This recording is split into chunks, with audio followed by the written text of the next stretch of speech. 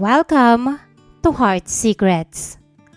May mga pagkakataon talaga sa buhay natin na kahit alam nating mali, hindi pa rin natin mapigilan ang sarili nating mahulog. Minsan nga, habang pilit mo itong iniiwasan, mas lalo ka lang inilalapit ng tadhana sa tukso. Akala ko noon, simpleng paghanga lang ang lahat. Akala ko, lilipas din kapag nasanay na ako sa presensya niya.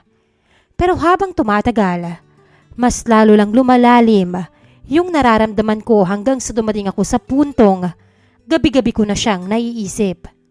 At ang mas komplikado pa ron, kaibigan siya ng mama ko.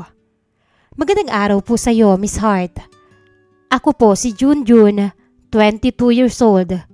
Working student ako at mahilig mag-workout. Hindi naman po sa pagmamayabang, pero marami po talagang nagsasabing attractive daw ako, Miss Hart. Simula po high school hanggang college, hindi na bago sa akin yung mga babaeng nagkakagusto o nagpo-first move. Pero sa lahat ng dumaan sa buhay ko, hindi ko akalaing sa isang babaeng bawal ko dapat tingnan, ako tuluyang mawawalan ng kontrol. Siya po si Tita Beth. Isa siya sa pinaka-close na amiga ni Mama. Kaya halos linggo-linggo, nandito siya sa bahay. Minsan, may zumba sila. Minsan naman coffee session lang. Minsan, simpleng kwentuhan lang habang nagmemeryenda sa terrace. Noong una, Miss Hart, wala naman akong ibang pakialam sa kanya. Tita lang talaga ang tingin ko, pero habang tumatagal, ewan ko ba? Unti-unti kong napapansin ang lahat sa kanya. At doon nagsimula yung kakaibang nararamdaman ko. Hindi po kasi halata kay Tita Beth yung edad niya. Sa totoo lang, kung hindi mo alam na may anak siya, iisipin mo na dalaga pa rin siya. Napakaputi niya. Yung kutis na parang laging glowing at talagang maalaga siya sa katawan. Ang kinis pa ng balat niya na parang kahit simpleng ilaw lang, kumikinang na agad.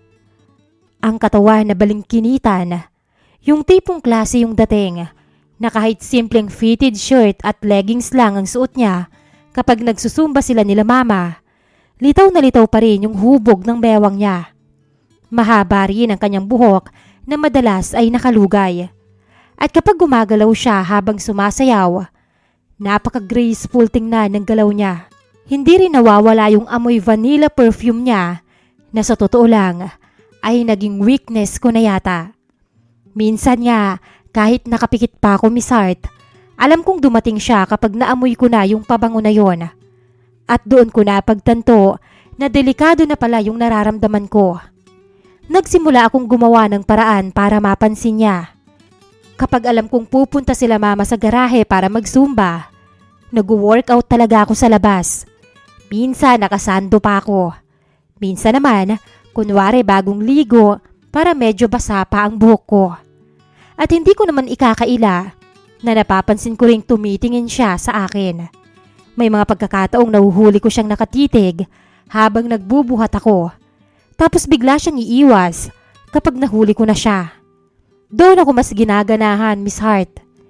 Grabe, Junjun. Parang lalo kang gumagwapo ah.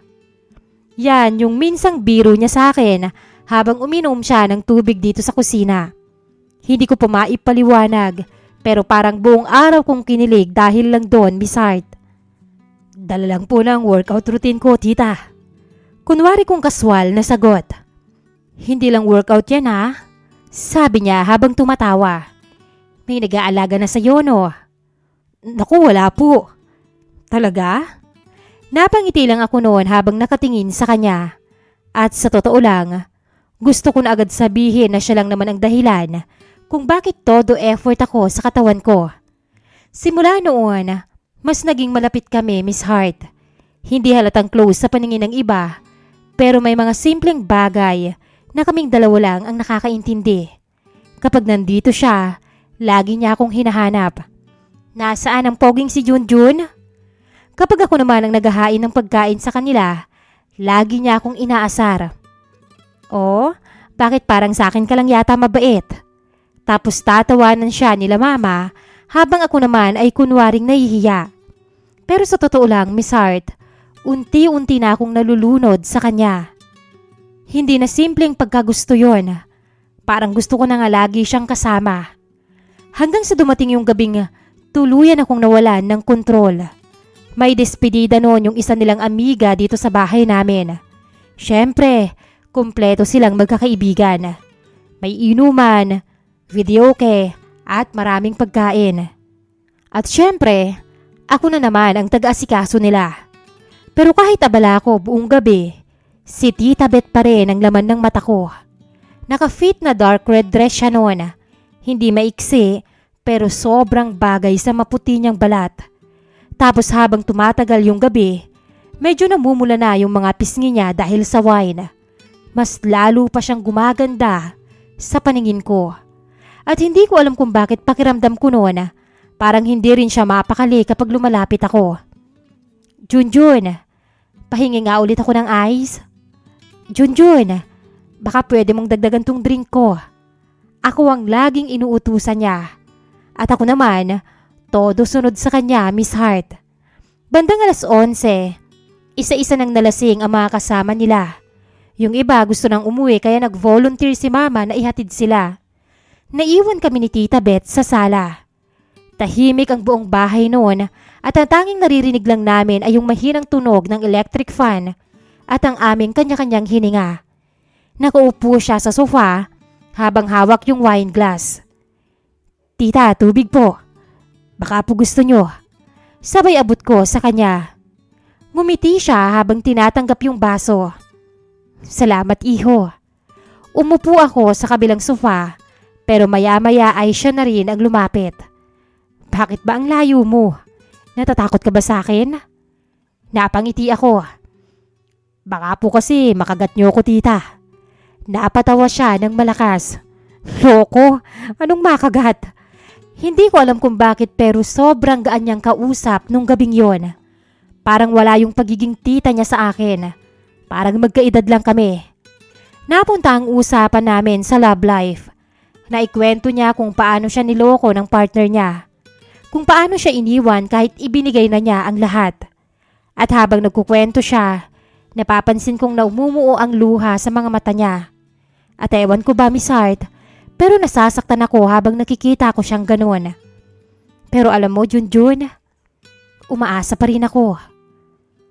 Pero kung ako po yung tita, hindi ko po kayo sasaktan. Bigla siyang tumingin ng diretsyo sa akin. Parang may kung anong bumaligtad sa tiyan ko noon. Bata ka pa, Junjun. Tita, hindi na ako bata. Nakangising sabi ko. Mas lalo pang gumaan yung usapan namin ni Tita Beth. Habang tumatagal ang gabi, hindi ko na nga namalayan na halos magkadikit na pala kami sa sofa habang nagtatawanan. Alam mo, parang lalo kang gumagwapo sa paningin ko. Sabi niya habang nakatingin sa akin. Napangiti ako. Kayo lang naman po ang dahilan, tita. Bolero? Paano naman ako ang magiging dahilan? Ang tanda-tanda ko na. Napailing siya pero halatang kinikilig sa mga sinabi ko. Sa totoo lang, Miss Hart, habang tumatagal yung gabi, mas lalo kong napapansin kung gaano siya kaganda. Lalo na kapag malapitan. Yung maputi niyang balat na parang mas kuminis pa sa ilaw ng sala namin. Tapos yung labi niya na mapula dahil sa wine. Halos doon na lang nakatingin ang mga mata ko, Miss Hart.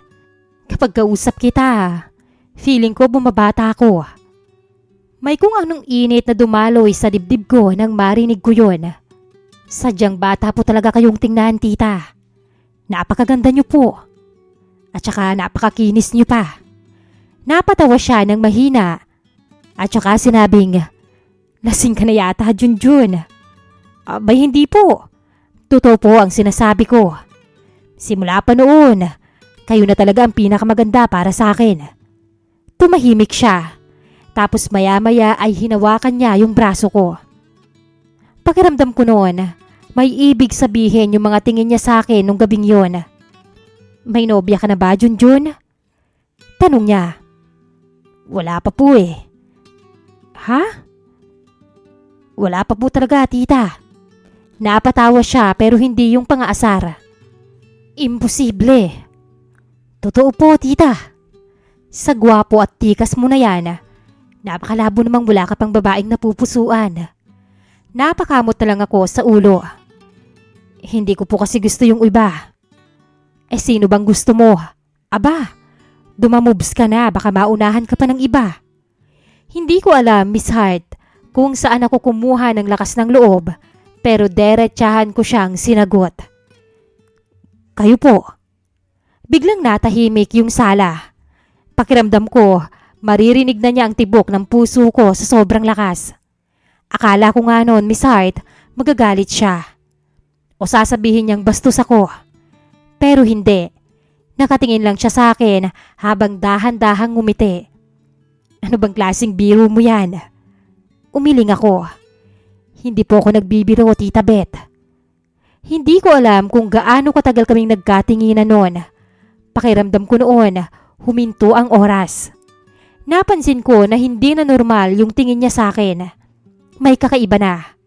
Unti-unti siyang lumapit sa akin habang nakatitig pa rin. At sa sobrang lapit namin, naamoy ko lalo yung pabango niya na humalo pa sa wine. Nakakabaliw, Miss Hart.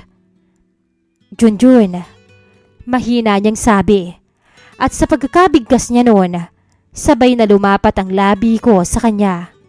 Pakiramdam ko noon, parang mawawala ako sa ulirat.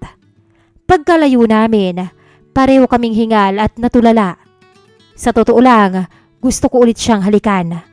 Pero nagpigil na ako. Ayokong isipin niyang init lang lahat ng nararamdaman ko sa kanya. Kahit sa totoo lang, mahal ko na talaga siya noon, Miss Hart. Pagkatapos nung gabing yon, doon nagsimula yung lihim naming relasyon. Patagong chats, tinginan, lambingan, at patagong pagkikita sa malayo-layong hotels. Doon namin ipinaparamdam at inilalabas ang pagkamis namin sa isa't isa. Kapag nandito naman silang lahat sa bahay, kunwari ay normal lang lahat. Pero kapag nagkasalubong kami sa kusina, palihim niyang hinahawakan ang kamay ko. At sa simpleng bagay na yon, sapat na para mabaliw ako buong araw. Minsan nga, habang nagluluto si Mama, lumalapit siya sa akin para kunwari ay may kukunin. Pasimple siyang didikit sa akin at itatanong kung kumain na ba ako. Sabay na hawak sa braso ko. Simpleng tanong, pero may kilig agad sa akin. Isang madaling araw, nag-chat siya sa akin. Gising ka pa? Oo iniisip kita. Sabi ko sa kanya. Namimiss na kita, Junjun. Pakiramdam ko noon, gusto kong tumakbo sa labas at sumigaw sa saya. Nang gabing yon, pumuslit ako patago kay Mama. Pumunta ako sa bahay nila at doon namin pinagsaluhan ang kakaibang tamis na nagmumula sa aming mga katawan. Pero kasabay ng saya, unti-unti rin akong nilalamon ng konsensya, Miss Hart. At habang tumatagal, mas lalo kaming nagiging delikado. May mga pagkakataong halos mahuli na kami. Minsan, nasa kusina kami habang magkalapit ng sobra, tapos biglang papasok si Mama. Minsan naman, magka-chat kami habang katabi niya si Mama sa sala. At sa totoo lang, Miss Hart, parang lalo yata kaming naa-addict dahil bawal. Pero hindi habang buhay masaya. Dahil isang araw, napansin kong nagiging mailap si Tita Beth.